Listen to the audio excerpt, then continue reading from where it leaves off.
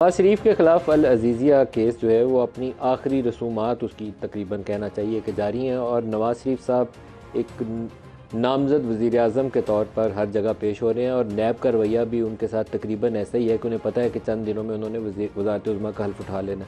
आज तो उन्होंने यहाँ भी कह दिया कि केस को रिमांड बैक कर दें। नवाज शरीफ साहब के वकील ने भी वही बात की और नैब वालों ने भी वही बात की। देखिए, सज़ा का अमल देते हुए वो साबित कर रहे थे उस वक्त जोशो खरोश के साथ कि नवाज शरीफ की चोरी पकड़ी हुई है और उसको सज़ा होनी चाहिए। शफाफियत से आरी अमल था, लेकिन नैब का जोशो खरोश ये था कि हमने चोरी पकड़ ली है, सज़ा होनी चाहिए। आज उसी जोशो खरोश से कह रहे हैं कि नहीं, सारा मामला गलत था, आप इसको वापस भेज दीजिए, ट्रायल कोर्ट एक दफ़ा दोबारा देख ले। तो पाकिस्तान में निज़ाम इंसाफ ऐसा है कि मोम की नाक है, चाहे तो इधर मोड़ लें चाहे इधर मोड़ लें।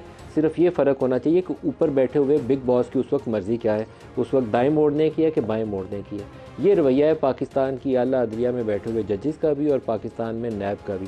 नैब असूली तौर पर बनाई जिस काम के लिए गई थी उसका मकसद फ़ौत हो चुका है, सिवाय ये कि पॉलिटिकल इंजीनियरिंग के लिए हर दौर में इस्तेमाल हुई। परवेज़ मुशर्रफ के दौर से लेकर आज तक हर मौके के ऊपर सबसे पहले परवेज़ मुशर्रफ ने ही इसको पॉलिटिकल इंजीनियरिंग के लिए इस्तेमाल किया। पीपल्स पार्टी को तोड़ के उसमें से नैबज़ादे निकाले ताकि जमाली साहब की हुकूमत को खड़ा करने के लिए जो 10 वोट दरकार हैं वो 10 वोट मिल जाएँ उनको।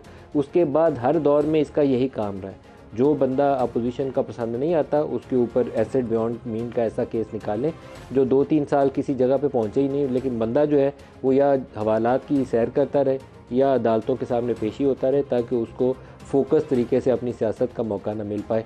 इमरान खान ने उसको बामे अरूज पर पहुंचाया, पूरे क़ुव्वत के साथ उसको इस्तेमाल किया इसी मकसद के लिए, और उसके पीछे उस वक्त की इस्टेब्लिशमेंट भी थी जिसने उसका साथ दिया। जो JIT बनाई उसने फैक्ट फाइंडिंग की, लेकिन फैक्ट फाइंडिंग जो है वो किसी केस को नतीजा खेज बनाने में एक मरहला पहला स्टेप तो हो सकती है, हतमी नहीं हो सकती। उसके लिए कोर्ट ऑफ लॉ में काबिल कबूल जो सबूत और शवाहिद और पेपर वर्क जितने डॉक्यूमेंटेशन चाहिए होती है, म्यूचुअल लीगल असिस्टेंस की बुनियाद के ऊपर बैरून मुल्क से जो शवाहिद आने थे वो सारी चीज़ें दरकार थी, लेकिन सब के ऊपर आंखें बंद करके साकिब निसार साहब, नीचे जज अरशद मलिक, अल्लाह उसकी मग़फ़िरत फरमाए, और उस वक्त की इस्टेब्लिशमेंट के चीदा किरदार जिनका मैं नाम नहीं ले सकता नहीं तो मेरे चैनल के लिए मुश्किलात पैदा होंगी, उन्होंने एक बाकायदा ट्रायंगुलर अरेंजमेंट था जिसके तहत एंड रिज़ल्ट ये था कि उस वक्त नवाज शरीफ को अंदर भेजना है और घर भेजना है और नहल करना है ताकि इमरान खान के आने की राह हमवार हो जाए। आज वही सारा सेटअप जो है इमरान खान को अंदर करके नवाज शरीफ का दरवाज़ा खोल रहा है कि नवाज शरीफ के दोबारा वापसी की राह खुल जाए।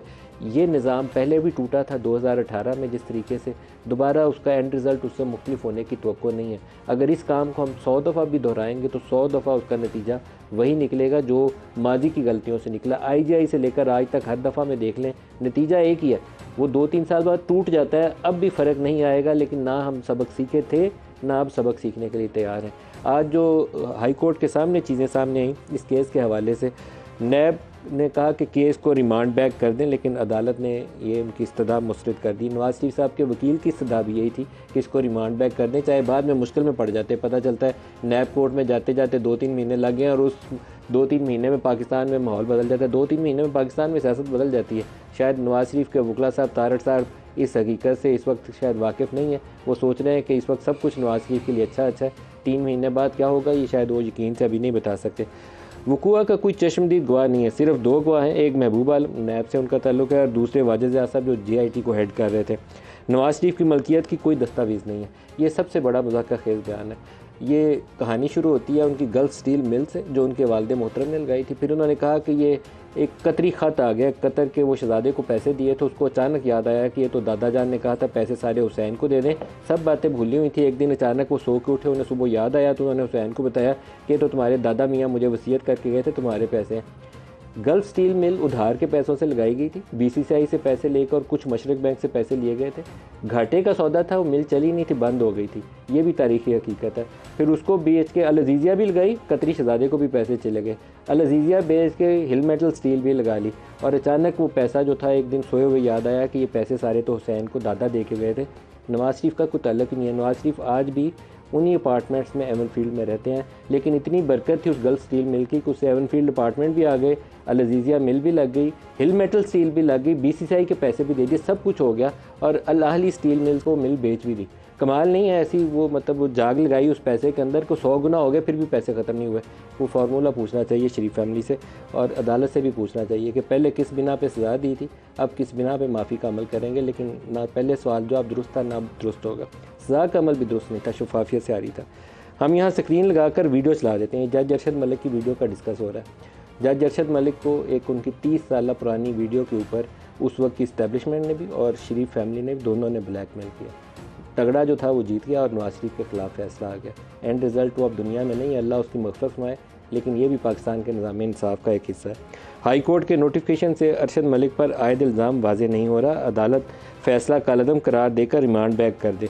जब सुप्रीम कोर्ट ने फैसला दिया तो अरशद मलिक हयात थे, ये जस्टिस गुल हसन औरंगज़ेब साहब ने कहा। देखना होगा कि अरशद मलिक को अल अज़ीज़िया रेफरेंस फैसले की वजह से बरतरफ किया गया था। मुकदमा रिमांड करना दो धारी तलवार भी साबित हो सकता है। मेरे ख्याल में तारड़ साहब शायद इससे वाक़िफ़ नहीं है। वो सोच रहे हैं कि इस वक्त ग्रीन सिग्नल है, इसलिए कोई टेंशन नहीं है, सब अच्छे की खबर है। अरशद मलिक ज़िंदा होते तो इन्हें तलब करने की सज़ा करते। आज़म नज़ीर तारड़ साहब ने कहा मुकदमा एहतसाब अदालत को भिजवाने की सज़ा मुस्तरद कर दी गई और नवाज शरीफ की अपील पर मज़ीद समाअत 12 दिसंबर को होगी। दूसरा इंपॉर्टेंट केस जो है वो इस्लामाबाद हाई कोर्ट के सामने वो ऑडियो लीक्स के हवाले से। पाकिस्तान में हर मौके और मौसम की मुनासबत से एक ऑडियो या वीडियो तैयार होती है। जब नवाज शरीफ या मरीम नवाज़ की चाहिए होती थी पीटीआई के दौर में, तो मरीम नवाज़ की ऑडियोज़ लीक करते हुए, रिलीज़ करते हुए, लीक भी नहीं कहना चाहिए, रिलीज़ करते हुए खुशी से इमरान खान, फवाद चौधरी, उनके बाकी लोग ऐलान करते थे कि एक और आने वाली है मरीम की ऑडियो। उस वक्त मज़ा कर रहे थे कि कौन से मौके के ऊपर कौन सी ऑडियो जारी करनी है। फिर इमरान खान की प्राइम मिनिस्टर हाउस से इनकी अहलिया की ऑडियोज़ लीक हुई। वज़ीर आज़म हाउस में अपने प्रिंसिपल सेक्रेटरी आज़म खान से करते हुए बातें की ऑडियोज़ लीक हुई। शहबाज शरीफ की अपने प्रिंसिपल सेक्रेटरी के साथ मरीम नवाज़ के सन इन लॉ के हवाले से पावर प्लांट्स की मशीनरी इंडिया से कैसे इंपोर्ट करनी है, वो ऑडियोज़ लीक हुई। एम्बेरसमेंट है, पाकिस्तान में इससे तो बड़ा ऑफिस कोई नहीं है। और प्राइवेसी अगर देखी जाए तो प्राइम मिनिस्टर की अहलिया की नहीं है तो और किसकी होगी। तमाम ऑडियोज़ लीक्स हुई। आज एक मौके के ऊपर एक बात कही जस्टिस बाबर सत्तार ने, उन्होंने कहा कि बिग बॉस सब सुन रहा है, उसको सब पता होता है। तो इसके ऊपर वो लोग हंसते तो रहे, लेकिन रियलिटी यही है कि पाकिस्तान में बिग बॉस को सब पता होता है। सिर्फ वो इस्तेमाल उस ऑडियो का कब और किस वक्त करना है ये वो तय किया जाता है जब उस बंदे को फिक्स करना होता है जिसके खिलाफ ऑडियो लीक्स जारी की जाती हैं। आज अदालत ने DGISI समेत मुख्तलिफ इदारों को जो सरकार के हैं उनको तहकीकात के लिए भेजा है और इस केस की भी अगली समाअत 11 दिसंबर को लगी हुई है। ये आज के प्रोग्राम का एक ओवरऑल कॉन्टेक्स्ट। दो और केसेस हैं जो आइंदा आने वाले दिनों में पाकिस्तानी सियासत का भी और अदारों के रोल के हवाले से भी रुख मुतय्यन कर सकते हैं। एक जुल्फ़िकार अली भुट्टो का अदालती कत्ल 12 दिसंबर को 9 रुकनी larger bench chief justice of Pakistan उसकी सरबराही करेंगे। और दूसरा, अदालत में नाइंसाफ़ी कैसे होती है। जो जज मर्ज़ी का फ़ैसला नहीं करता, जैसे किसी प्रोग्राम के एंकर से अगर कोई सवाल ऐसा हो जाए ना जो पसंद ना आए बिग बॉस को, तो उसका प्रोग्राम बंद हो जाता है। वैसे ही अदालत के किसी जज का अगर फ़ैसला या उसकी हुक्म अदूली, उसकी बात ना माने कोई, तो उसका साथ क्या हशर होता है। वो जस्टिस शौकत अजीज़ सिद्दीकी उसकी मिसाल है।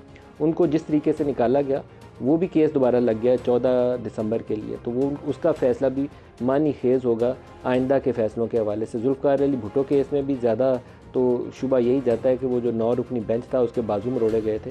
तो जस्टिस शौकत अजीज़ सिद्दीकी एटलीस्ट ताज़ा ज़िंदा जजेस के अंदर एक मिसाल मौजूद हैं जो बयान दे भी सकते हैं, बता भी सकते हैं सच्चाई, और उसके मामले में इंसाफ जो है आइंदा के लिए राह भी खोल सकता है।